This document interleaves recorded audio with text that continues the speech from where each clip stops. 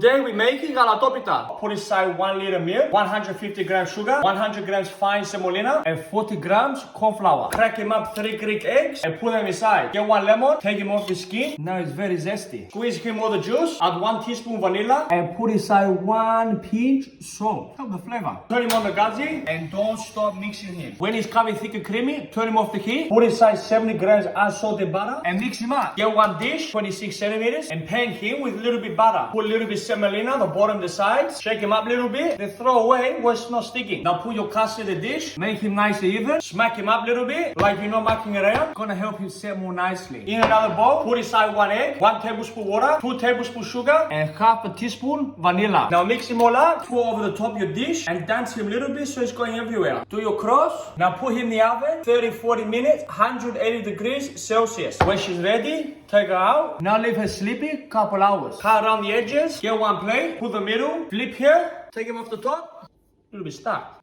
One other dish and flip again. Take him off the plate. Not bad job. Little bit cinnamon at the top. And a little bit icy sugar so it's more nice. Let's cut nickel 1 piece. Check what's going up.